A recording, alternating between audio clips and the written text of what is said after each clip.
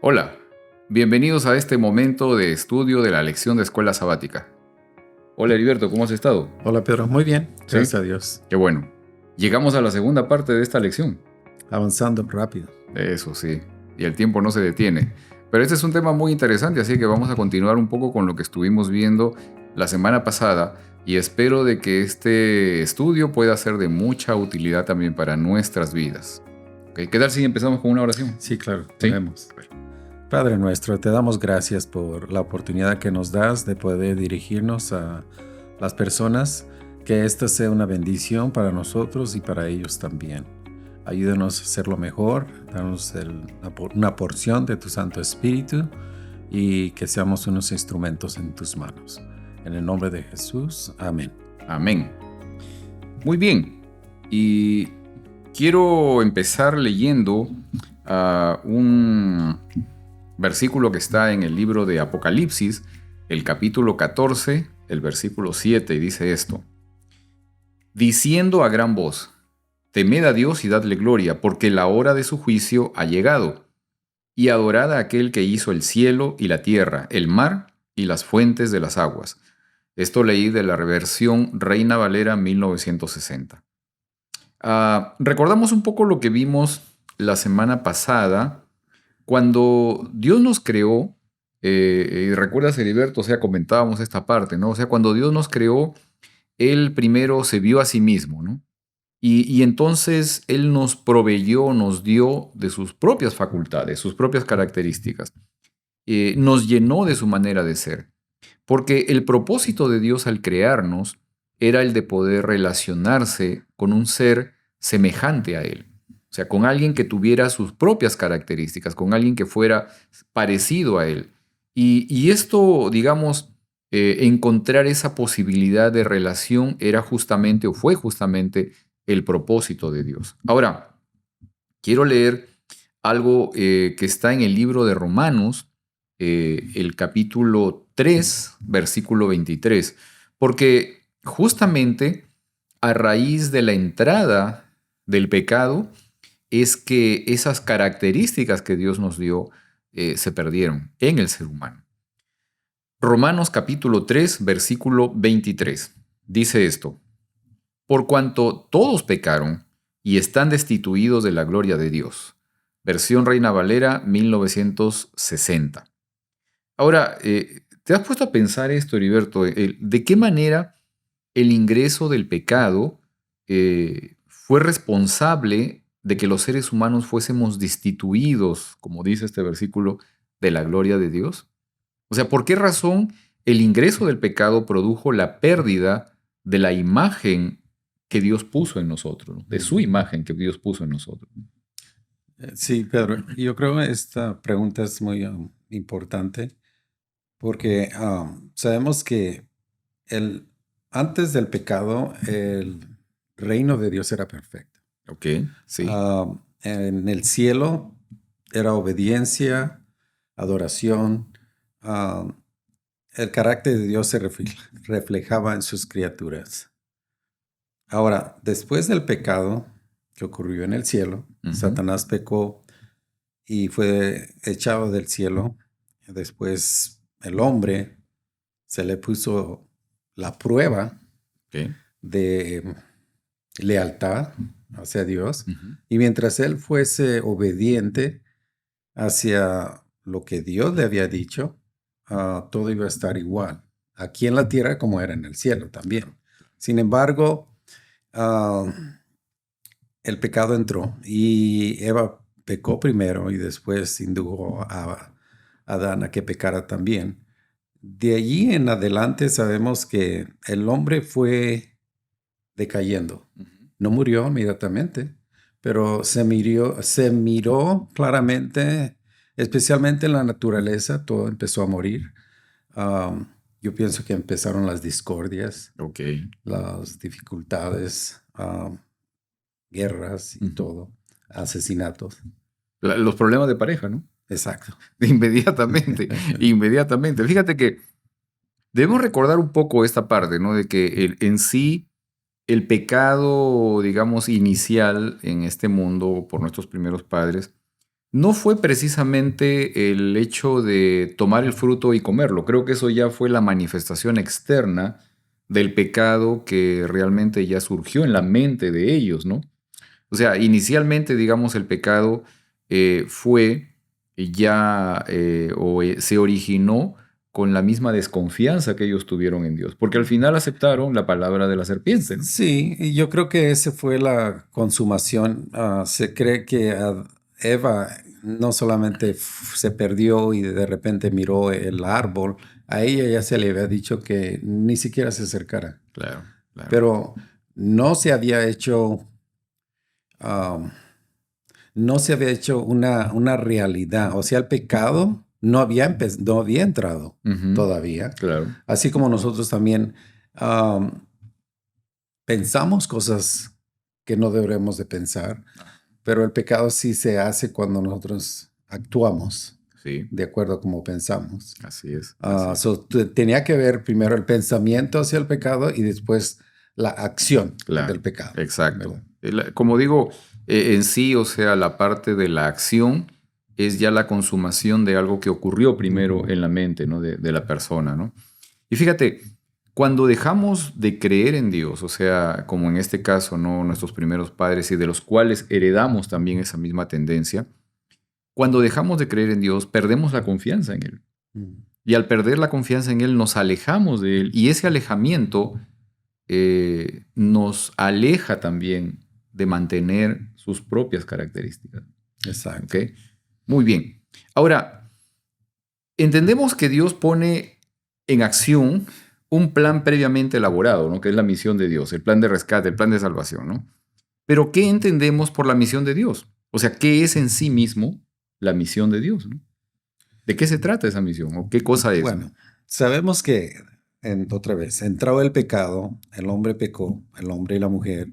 Entonces, la naturaleza humana empezó a entrar en pecado y el carácter de Dios fue borrándose en la persona del ser humano, Ok, ¿verdad? ya. Ahora, Dios tuvo un plan desde el principio. No Ujú. sabemos exactamente, es otro misterio, pero Ok, desde el principio existió.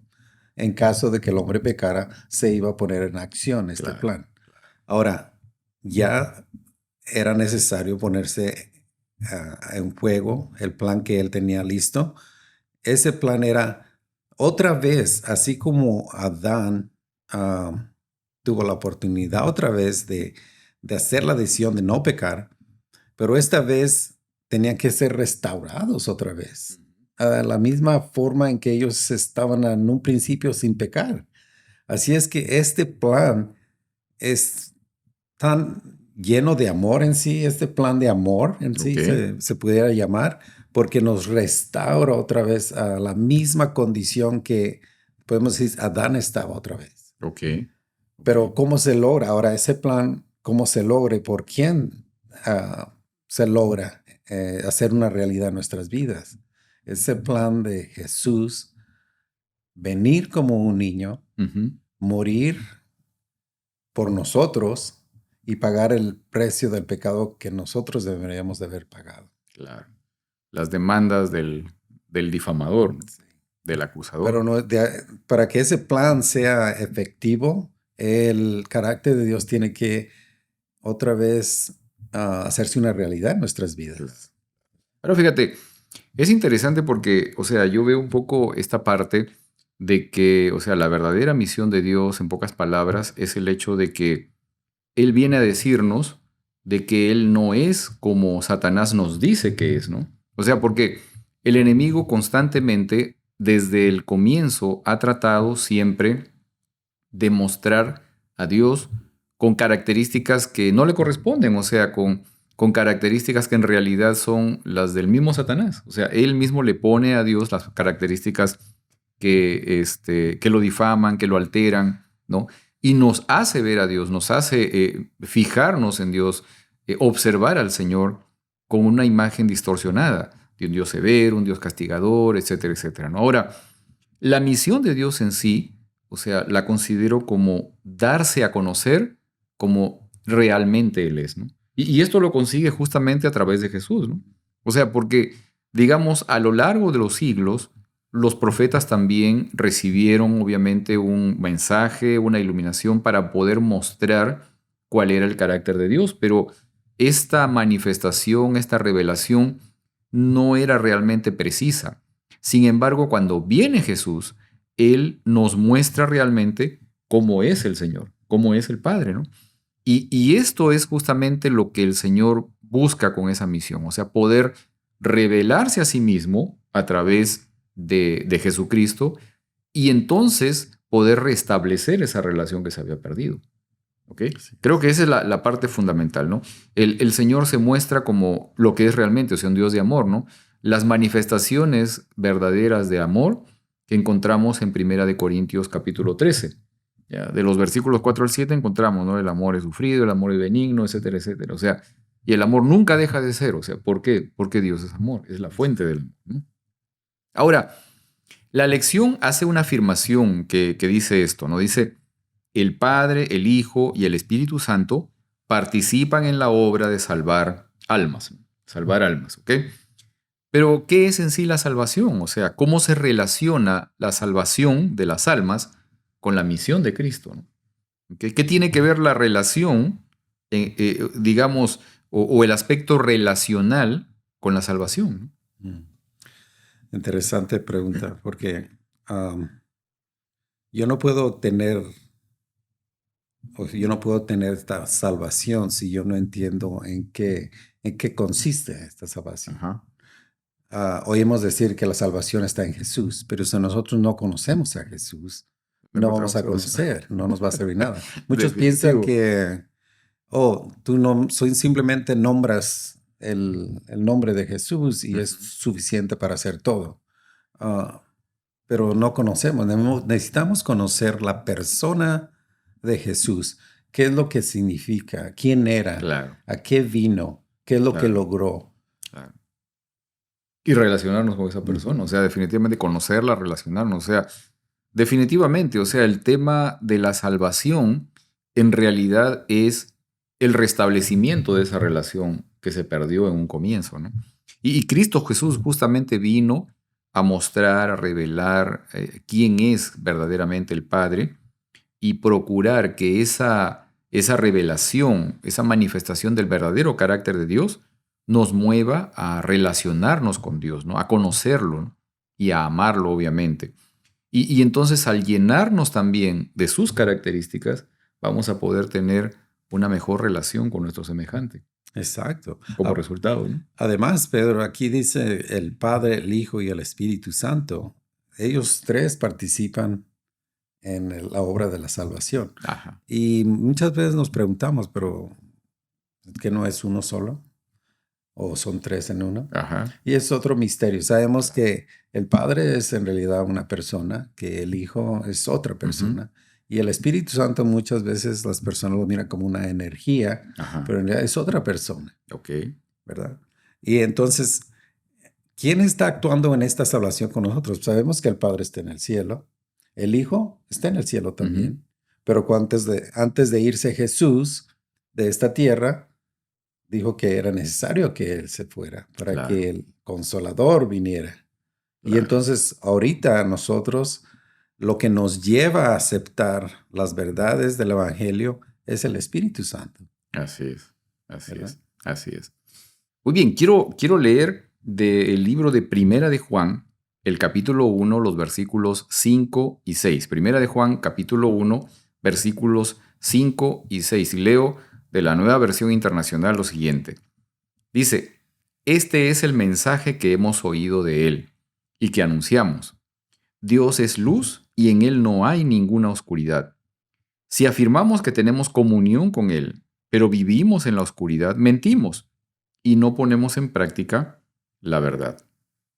Fíjate, es interesante o sea, justamente Juan está haciendo estas afirmaciones que también nos generan ciertas preguntas, ¿no? La misión de que a donde vayamos, anunciemos el mensaje que hemos oído, ¿sí? Que anunciemos y pongamos en práctica la verdad. es lo que dice ahí, Ujú. lo que nos invita también a hacer Juan, ¿no? Donde quiera que estemos, donde quiera que vayamos. Ahora, al hablar de la verdad, ¿de qué verdad es la que estamos hablando? ¿De qué verdad es que se dice que deberíamos anunciar? ¿Qué verdad es la que conocimos y debemos anunciar? ¿Qué es la verdad? ¿No? Mm, Interesante. Sí, Pero sabemos que hoy en el mundo, Pedro, hay diferentes religiones. Hay budistas. muchas verdades. Para ellos, si nosotros le hablamos a un budista y le hablamos de Jesús, no la va a creer porque no es la verdad para él. Claro, claro. Entonces, tiene que ser algo universal, algo que viene de Dios, no de un hombre.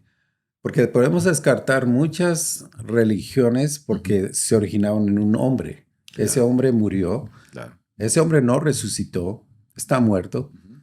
Sin embargo, la religión de Jesús viene del Dios mismo, su Hijo que vino a morir por nosotros, Claro. que no está en una tumba, pero que resucitó. Ujú. Y ahora está a la diestra del Padre intercediendo por nosotros. Claro.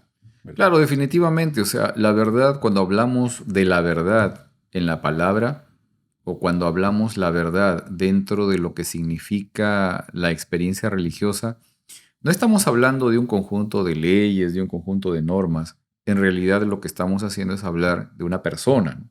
Que es Cristo Jesús. La verdad es Jesús. Eso es una persona y es a Él a quien debemos conocer. Sí. Pero a la misma vez, Pedro, sabemos que Jesús obedecía Ajá. al Padre. Ok. O sea, él no decía, yo soy salvo por mí mismo, yo estoy haciendo todo por mí mismo. O sea, él dependía del Padre. Ok. Y él hacía lo que el Padre le decía que hiciera. Ok. Ahora, nosotros, si vamos a practicar la verdadera verdad, Ujú. vamos a hacer lo que Jesús hacía también. Ok. Y entonces, esa es la verdad que Jesús practicaba, Ok.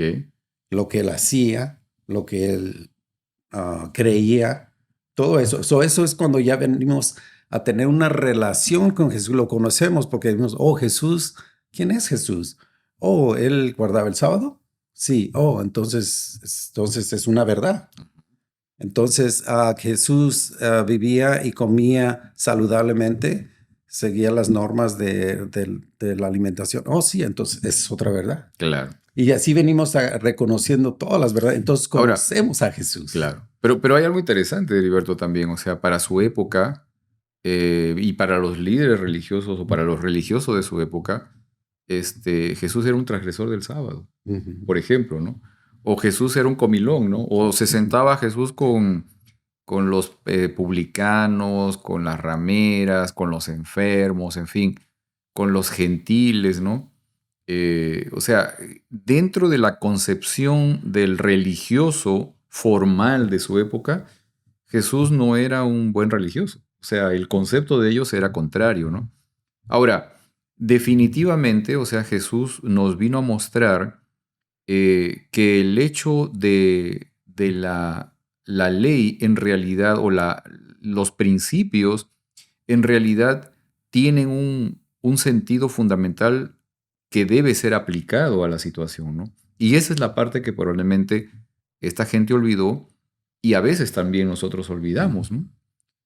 O escuchaba, por ejemplo, una situación que había pasado en un lugar donde una persona no podía bautizarse porque no guardaba el sábado, ¿no? ¿Ok?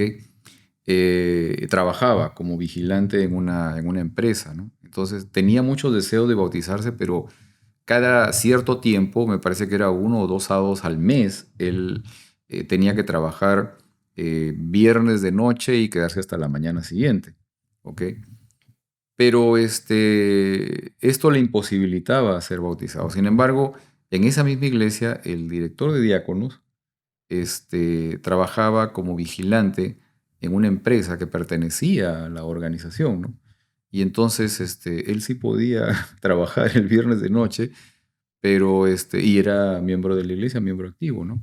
Entonces, es un poco también el hecho de cómo aplicamos realmente el principio, o sea, cómo aplicamos esta condición de hacer efectivo el hecho de obedecer las normas, de obedecer la ley, ¿no? Por eso es que Jesús vino a mostrarnos una forma, digamos, que para su época incluso fue revolucionaria. El mismo ejemplo de la mujer ramera, o sea, de María Magdalena, ¿no? Cuando la trajeron allí delante de él para que sea castigada, o sea, la ley decía que ella tenía que ser apedreada, o sea, no había otra opción, ¿ok? Esa era la única opción, en realidad, lo único que vinieron a tratar de decirle, a ver, ¿tú qué dices? Pero, o sea, en este momento la vamos a matar, porque la encontramos incluso infraganti, ¿no? O sea, la ley era una, Sí. ¿ok? La ley la condenaba, definitivamente, pero en ese momento, o sea, el Señor actuó de otra manera, o sea, ahí actuó la misericordia, la gracia, actuaron de otra forma e hicieron al mismo tiempo hacer reconocer a los que acusaban sus propios delitos, o sea, sus propias culpas, ¿no? Que en realidad lo que pasa es de que nos quiere decir también de que nosotros no somos justos para sentenciar y condenar a otro. O sea, entramos también en esa misma situación. Sí, y sabemos que a Jesús no vino para invalidar la ley, Él la vino para engrandecerla, Así es, para obedecerla así es. correctamente. Así es. Los judíos de su tiempo la habían, la habían hecho un peso para la gente, Carga, ¿no? ¿verdad? La habían hecho un peso porque habían añadido, porque ellos entendían de que cada vez que el pueblo de Israel caía en juicio sobre ellos, sabían que habían violado la ley. So, para prevenir esto, ellos querían estar seguros de que no iban a fallar más en la ley. Así es que estaban tan obsesionados que estaban aumentando cada vez más cosas que no podían hacer. Claro. Y al final de cuentas invalidaron el mandamiento. Claro. Y no queremos nosotros hacer lo mismo hoy. Decir que la ley ya no la necesitamos. No, O que no tiene lugar en la iglesia. Ajá. Al contrario, como hijos de Dios, como personas que hemos nacido de nuevo, la engrandecemos, obedeciéndola. Definitivamente. Ahora fíjate, para que yo pueda hacer discípulos, para que yo pueda llevar el mensaje de a quién conozco, ¿no? O sea, la persona que yo conozco a los demás, ¿no? A otras personas. ¿Qué características debo tener, ¿no? O, por ejemplo, ¿qué debería mostrar o qué debería enseñar, ¿no? ¿Okay? ¿Cuál debería ser esta parte, ¿no? O sea, ¿qué cosa es lo que yo debo enseñar o qué características debo yo tener también? Así es. Simplemente tenemos que mostrar el carácter de Dios, paciencia con con los que están a nuestro alrededor, perdonar aún a los que nos ofenden. Ajá. Todo lo difícil que para el hombre carnal es imposible. Así es. Que solamente con el Espíritu Santo, guiados por Él, nosotros podemos hacerlo, no por nosotros mismos. Claro. Lo que acabas de mencionar, Heriberto, o sea, el tema este de que las características o el fruto del Espíritu, ¿no? Gálatas 5, 22 y 23 justamente nos hablan de esto, ¿no? Del fruto del Espíritu, que son justamente las manifestaciones del carácter de Dios, ¿no? Revelado en la persona. O sea, esto es lo fundamental. Y eso es lo que realmente deberíamos tratar de mostrar, ¿no? De ser una persona más empática, ¿no? De estar enfocado en las necesidades de los demás, de que las otras personas puedan conocer a Dios a través de mis propias acciones, ¿no? Okay. Exacto. Muy bien, quiero leer del libro de Apocalipsis el capítulo 14 y el versículo 6, que dice lo siguiente. Luego vi a otro ángel que volaba en medio del cielo y que llevaba el mensaje eterno de las buenas noticias para anunciarlo a los que viven en la tierra, a toda nación, tribu, lengua y pueblo. Leí esto de la Nueva Versión Internacional. Quizás estos son, o este es uno de los versículos bíblicos que quizás como adventistas conocemos más. Estamos muy familiarizados con estos versículos y nosotros interpretamos claramente, nos reconocemos como ese mensajero, ¿ok? El mensajero, este ángel que lleva justamente este mensaje del evangelio eterno, ¿no? De las buenas noticias eternas que nosotros asumimos, sentimos o vemos claramente que somos nosotros el movimiento adventista quienes estamos representados allí. Digamos, representados como un grupo de personas que tiene la misión de poder llevar un mensaje al mundo. ¿Ok? Ahora, como adventistas durante los más de 150 años de vida organizacional, hemos anunciado la venida del Señor. ¿Ok? Nosotros hemos anunciado que el Señor viene pronto y muchas veces lo hacemos con un lema muy conocido, ¿no? Que dice, Cristo viene, prepárate. Pero ¿qué significa esto realmente? ¿Qué entendemos por prepararse? ¿Cómo me preparo? ¿No? ¿Cuál es la tarea que tengo que hacer? O sea, ¿de qué manera me preparo justamente, ¿no? Para cumplir con este lema que tenemos, ¿no? Sí. Bueno, yo creo que aquí es donde viene ya. ah, Sabemos que la doctrina es importante porque nos enseña acerca de Dios y lo que tenemos, lo que Él requiere de nosotros. Ah, en el caso de cómo nosotros prepararnos, es conocer qué es lo que Dios requiere de mí.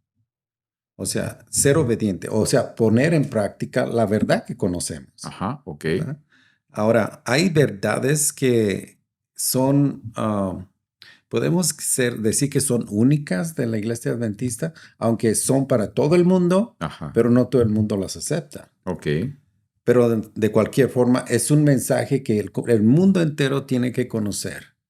Yo creo que no sé si vamos a llegar o va a haber una lección donde entremos más en detalle de qué es la marca de la bestia, el número de la bestia y todo esto. Pero esos son mensajes que como iglesia adventista Ujú. debemos de entenderlo primeramente nosotros y después saber explicarlos a las personas. Claro. Sí, definitivamente. Ahora, fíjate, Heriberto, considero que es muy importante el orden en esta secuencia, ¿no? En cuanto a considerar esta posibilidad de prepararnos o de estar listos para recibir al Señor. O estar listos, digamos, cada día para poder también mantener una saludable relación con nuestro semejante. ¿Ok? Pienso que es necesario, o sea, sí llegar a obedecer definitivamente, o sea, Ujú. pero la obediencia es el resultado de algo, ¿no? O sea, la obediencia, digamos, no es un esfuerzo que yo tengo que hacer, sino que es la consecuencia, es el resultado de algo que fue previo, ¿no? Y esa parte previa tiene que ver con un tema de confianza, ¿no? Y la confianza, digamos, va a surgir por medio de la relación, lo que estábamos hablando hace un momento, ¿no? Y la relación obviamente encaja también en el asunto del conocimiento de la otra persona, o sea, de las partes, ¿no? Creo que esto es algo muy necesario, ¿no? Ahora, cada día, o sea, nosotros debemos o podemos sí tomar la decisión de querer conocer al Señor, ¿sí? De descansar nuestra vida en Él, o sea, de depositar nuestra vida en Él, la confianza, ¿no? O sea, no hay más, o sea, quiero confiar en el Señor cada día, ¿no? Entregarle mis cargas, entregarle mi vida, entregar cualquier situación, poder expresar plenamente que confío en que Él me está guiando, ¿no? Y esta relación, esta confianza, justamente me va a llevar a poder tener esa situación, esa condición que nosotros conocemos como fe. Esa particularidad es la que me ayuda justamente a estar preparado cada día, ¿sí? Conocerle más, relacionarme con él, tener sus características. Ah, recordamos un poco la frase esta, ¿no? De que cuando venga el juez y se siente delante de nosotros, o sea, nos dirá, eh, los conozco o no los conozco, ¿no? Justamente por esa parte, o sea, porque es necesaria esa condición de relación con nosotros. Quisiera añadir algo, Pedro. Sí, Yo creo que en una relación, puedo decir, la Biblia lo compara mucho con el esposo y la esposa, exacto. ¿verdad? Ahora, yo obedezco a mi esposa, lo que me pide yo lo hago por amor. Ujú, O sea, si lo ponemos esto en contexto con nuestra relación con Jesús, am, ya miramos que es un amor práctico, ujú, porque yo hago las cosas porque yo amo a mi esposa. Exacto. Ahora, si Jesús me pide algo, yo no me voy a rebelar, Ok. ¿verdad? Sin embargo, es un paso de fe. Ujú.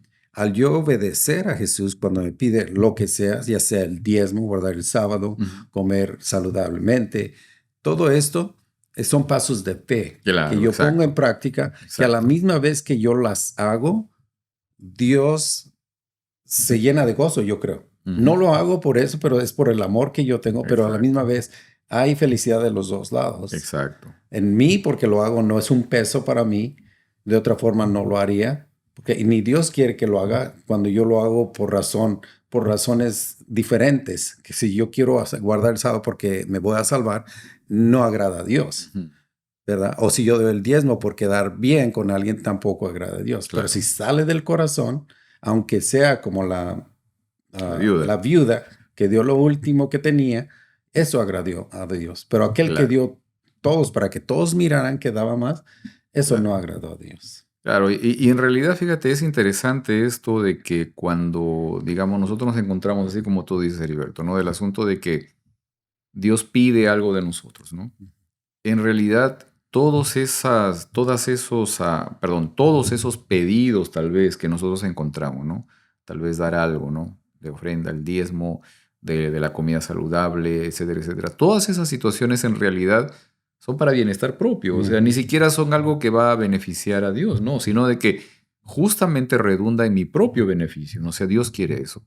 La Exacto. otra parte que fue muy interesante y que en el presente lo voy reconociendo cada vez más, es esa estrecha similitud entre la relación de pareja y lo que significa o debe significar mi relación con Dios. Ujú. O sea, eso definitivamente, yo personalmente, o sea, lo estoy encontrando, lo estoy comprobando, lo estoy reconociendo cada día. O sea, hay esa condición, digamos, de parentesco, ¿no? De similaridad entre lo que significa mi relación de pareja y mi relación con Dios, ¿no? Entonces, en esa medida, por eso es de que afirmábamos desde hace algunas semanas que para que yo pueda expresar verdaderamente amor a mi prójimo, primero tengo que empezar con la manifestación de amor por mi pareja. O sea, eso es cabal, o sea, así tiene que ser, ¿no?